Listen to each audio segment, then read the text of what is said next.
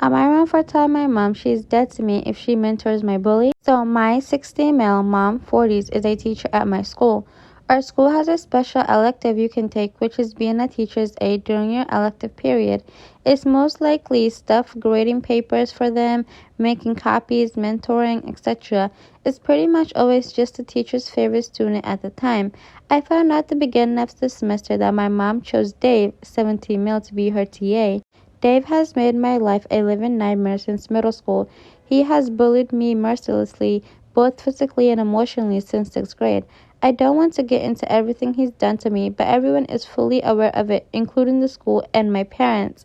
There have been countless meetings with school administration and suspension on his end, but it never stopped him. Since we've been in high school, I haven't had to see him as much, which is a relief, but the times that I do are always terrible. When I found out that he was her new TA, I was obviously very hurt and confused.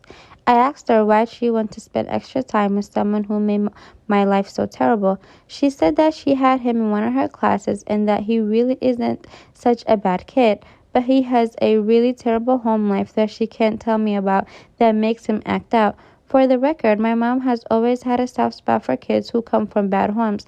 I reminded her all the things he had done to me, and she said that she understands, but he really needs help right now.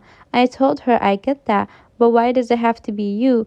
We have a huge school full of teachers and staff who can mentor him. Why does it have to be you? She told me stop being selfish, and some kids have it harder than I can imagine, and she's just trying to help. I was honest with her and told her that if she continued to have him as her aide, she was dead to me. She was choosing him over me, and she would no longer be my mother. I would no longer talk to her, and the minute I turned 18, I was moving out, and she would never hear from me again. She rolled her eyes and said I was being dramatic, but after a couple of days of ignoring her, I was grounded. It didn't change my mind, and my dad then tried to force me to talk to her. I still refused, so they pretty much took everything away from me one by one for the past few weeks. I no longer have my car, computer, guitar, and most recently, my art supplies, and I have to come home from school and go straight to my room. I'm not allowed out except dinner until I start talking to her again. They don't realize that this is just strengthening my resolve. I'm going to sit in this empty room every day silently until I'm 18, and they'll never see me again. My mom keeps coming and crying and begging me to talk to her, which makes me feel kind of bad, but she still won't remove Dave as her aide. Am I the a-hole for taking this too far? I just feel betrayed. I don't think OP is the a-hole at all, because at the end of the day, if it's actually as bad as he says, one thing about kids is like kids can be so cruel. Kids are OMG. People say adult bullies are worse, but children can be so mean, malicious, disgusting when they bully you. And then on top of that, like when you're a child, it's so hard for you to deal with bullying because you can't comprehend why someone would be this mean and malicious to you. At the end of the day, if somebody bullied my child that bad that the other child was always in suspension 24/7, I'm not giving them no damn aid. I'm not helping them, and I'm not getting near them. The school is big. There's a lot of more teachers. There's more staff, like OP said. There's so many people that can help him. If he needs help that bad, then he can go somewhere else. At the end of the day, I'm not ruining my relationship with my child, especially my child who got bullied for some random bully. He's 17. David's 17. He can find someone else to mentor him. Okay, there's an update. I'm sorry I stopped answering everyone's questions.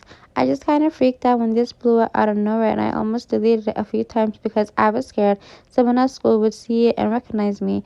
Everyone letting me know that it's not my fault helped a lot though, so I felt less embarrassed about someone I know potentially seeing. Nothing has really changed, but a lot of you made a good point that if I'm really going to this route, then I need to come up with a plan for what I'm going to do when I get out. I considered the military like some people suggested, but then I remembered my school has a special trade program. You go to our school for a half a day, then spend the other half at our local community college taking grade classes. I think, depending on what you are doing, you can get an associate degree or whatever certification you need by the time you graduate. I went to my guidance counselor during lunch today and told her I wanted to switch to that program. She acted really surprised and asked why I did. I want to change now since I'm already taking AP classes and I'm on the college track. I told her I didn't want to talk about it, but I would need to be ready for independence when I graduate, and this seemed like the best way. She said it might be too late to change this semester, but she would look into it for me and let me know. But yeah, the story is pretty new, so there's really no other update, but that's all OP said. But what do you guys think? Am I the a-hole for calling divorce immediately after finding out my wife emotionally cheated on me? I found out my wife was cheating on me emotionally last week.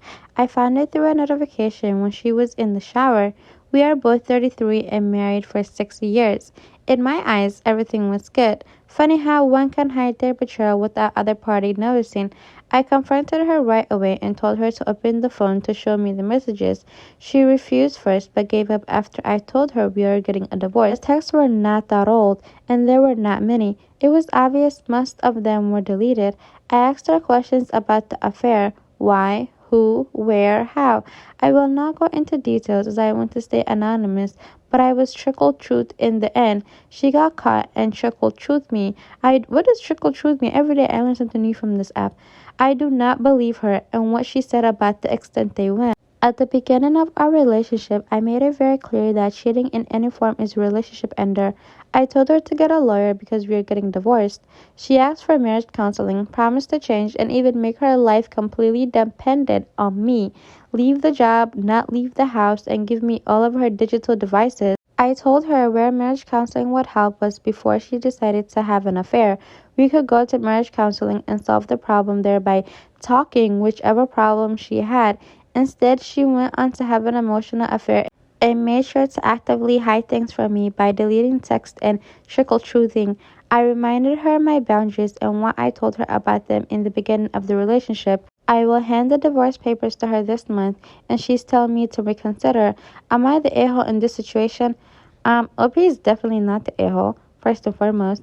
And second of all, I feel like if you feel the need to cheat on someone anytime in your relationship, whether it be you guys are boyfriend or girlfriend or you guys are married, then you just might want to go get someone else. Like, I never really understood the idea of going behind someone's back, talking to someone, hiding the text messages, hiding an entire, like, going to work for 8 hours and coming home stresses me out. I cannot imagine having to maintain a lie that big where I need to maintain a relationship with my boyfriend or a relationship with my husband and another relationship with an affair partner. Like, that's a lot of work and it's very unnecessary.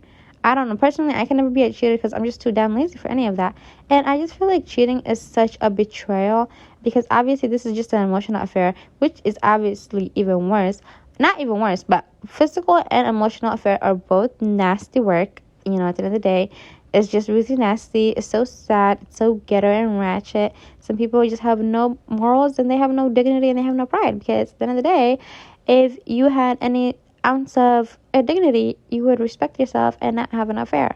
I feel like if we came from that perspective and shamed people and said, oh, the way people say, oh, well, if you sleep with so many men or so many women, you have no respect. We should say, if you have an affair on your partner, then you have no self-respect and you're a coward. But anyways, I'm rambling. One thing about me, I really love these stories because it just gives me a chance to ramble and talk about God knows what. Anyways, please let me know in the comment section, what does trickling the truth mean? Every day there's something new I learned from these stories. Trickling the truth. Does that mean like hiding the truth or lying? I don't know. But yeah, what do you guys think?